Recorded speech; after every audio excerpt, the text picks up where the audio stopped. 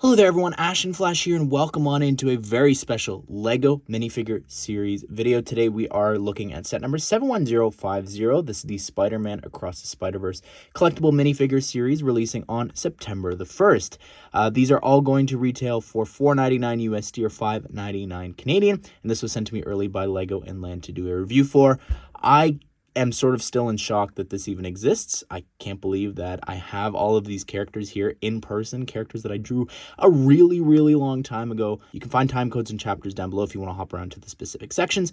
Also, we do have a separate video actually unboxing this that released at the same time as this one if you want to check that out. It's got the weights and everything in case your stores actually like scratch out the barcodes on the bottom, but let's go ahead, let's take a closer look at the series. First things first here that I want to talk about is the plate that they're on this transparent orange plate for the figures.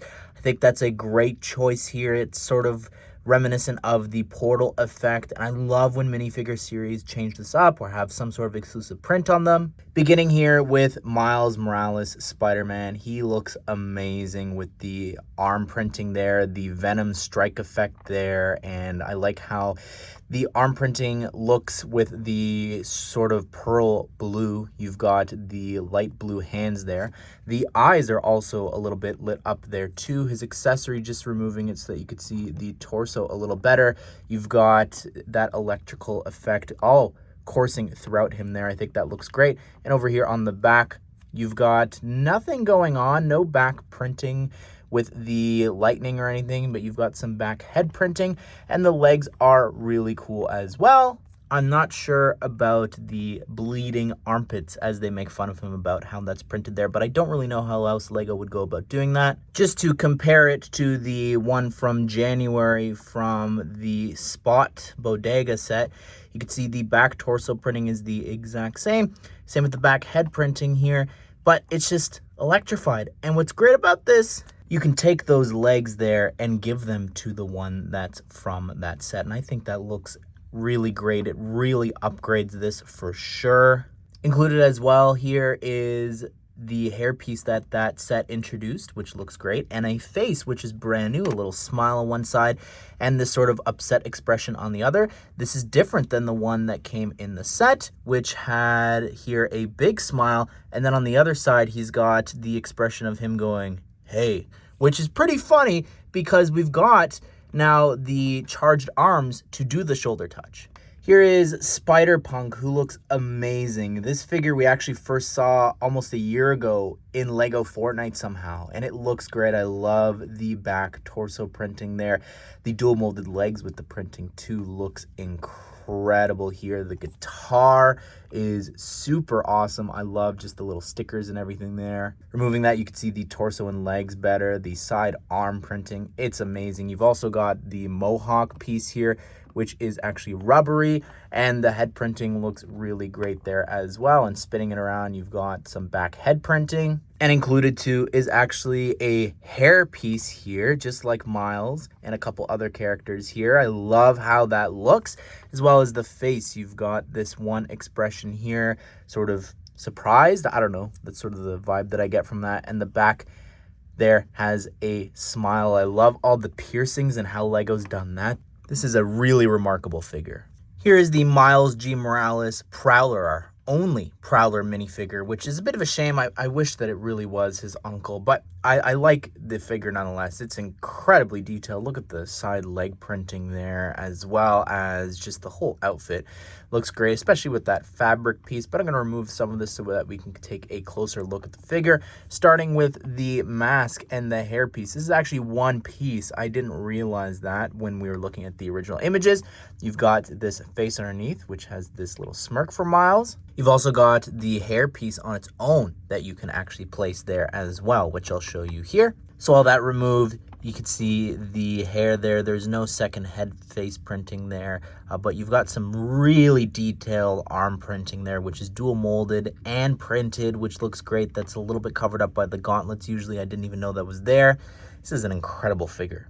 Also included too is this record, which looks really cool with the gunmetal gray printing there for the shine.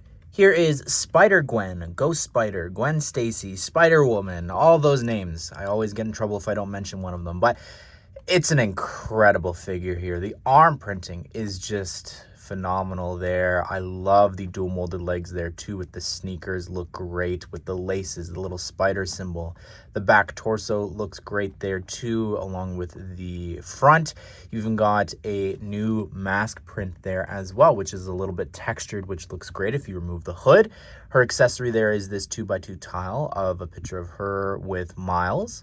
And just to compare this to the one from January, it's got the same torso, but there's no arm printing, no leg printing, and the face is the same one that we always get for Gwen. So this is amazing. Included for her too is this great new hairpiece there. I love how that looks and sits on the shoulder, the back there too. The little bits of pink look great, as well as the side, how it's cut there. Also underneath, the face looks great with this smirk there, as well as on the other side, this angry expression. And of course, this face and hair, I mean, what an upgrade. The Hermione face, I don't think works. And on the other side there, the angry expression, no piercings or anything there. None of the actual expressions, wrong eyebrow color.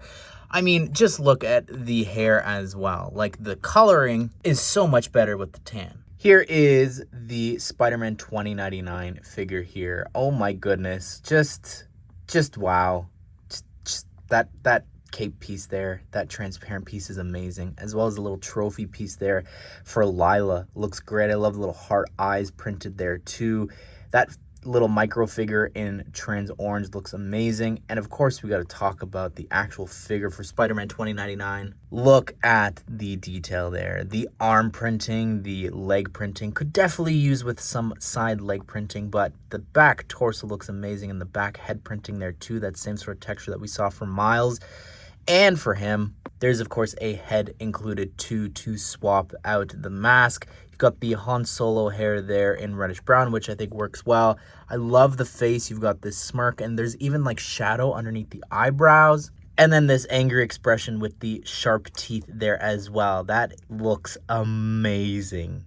Here is Spider-Man India, who looks great with the side arm printing there. I love the bit on the shoulder. The symbol on the back looks great, and same over here on this arm. The dual molded legs there with the side leg printing looks incredible.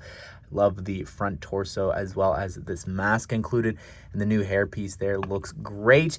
Removing that, you could see that the band is on the back of the head too. And included for him is a smile on one side and this angry expression on the other. The other accessory that he's got there is this teacup there for some tea, because of the chai tea joke. Included as well is Spider-Cat, which is using the same piece from the January minifigure series here, but in tan, with a little mask printed on the top. Here is the Cyborg Spider-Woman, who is probably one of my least favorite additions here in this series. You've got that robot arm, which has this build on the end using this little piece there, sort of like the lipstick piece, and then you attach the stud with the hole on it there on the end, and you're good to go. You've also got the Batman utility belt piece there as well in dark yellow, which looks really cool. And you've got this big neck attachment piece there as well, which is very detailed. I think it's a great looking figure in terms of, look at the leg printing there, the dual molding, and just the copper printing all throughout this. Looks remarkable there. You've got some chains on the back, the pouch on the side, as well as the mask looks pretty cool and detailed. The front with all those chains, the arm printing on the one arm. However, this is just such a minor character whose role was cut down, and there's toys and other merchandise for this character. And the fact that Lego went, you know what, let's include this character here that has seconds of screen time, a lot of it spent in the background, over including the actual Spider-Woman who plays a role in the film, makes no sense why she's here. Here is Sun Spider, who I don't think has good printing on the face. I'll show you why in a second, but you've got some great back torso printing there with the hood, the side arm printing, as well as the torso looks great, and the legs could definitely use with some dual molding or something, some side leg printing. But I really like this backwards baseball cap there with the Spider-Man symbol, as well as the black crutches there is really cool too. the head there underneath. You can see just how detailed that is, except look at the eyes. They're scratched for some reason, and I also have a second copy, and they're also scratched, the white. So I don't know what's going on with the printing there. That seems to be an issue here that I'm concerned with when it comes to the quality of this figure. But its inclusion, I think, is very important. It was a fan inclusion that's now since had a comic book and all that, and I wasn't aware of that at the first time when this was revealed. So I do like its inclusion here. I think that a wheelchair would have been cool to have as well. It's just a neat design, like getting the spider symbol and everything on the wheels would be really cool. Here is Spider-Byte, who looks really great. I love the transparent glittery arms there with the arm printing. The transparent pink legs look great. The back torso, oh my goodness, and the front torso looks really detailed there too. The mask with the hair is really neat as well. That is all one piece, and if you remove it, you could see the face underneath. You've got this scared or nervous expression there, as well as a smile or smirk. Included for her as well is the Bumblebee hairpiece there from the DC minifigure series in dark blue.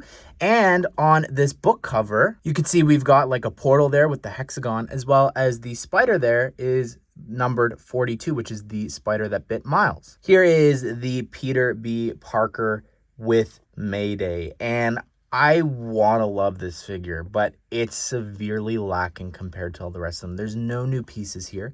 There's no arm printing. There's no side leg printing, and I think that the actual like slippers and even where the bathrobe ends, I think needed to be printed there on the side. I like the little fuzzy effect that you've got throughout this there, like on the back torso. But removing the baby carrier there, you can see the torso in all its detail with the Spider-Man suit underneath with a little bit of the stomach printing. I love the fuzziness there again of the bathrobe. The face looks great. I love the stubble, the tired expression under the eyes, as well as over here on the other side, he's got this concerned and shocked expression that I think captures him really well. The thing for me holding this back as well is the hairpiece. I just don't think the Superman hair works. I think it needed to be that big Queer Eye hair, which would have been so much better. I think it needed to be that big piece that Queer Eye introduced.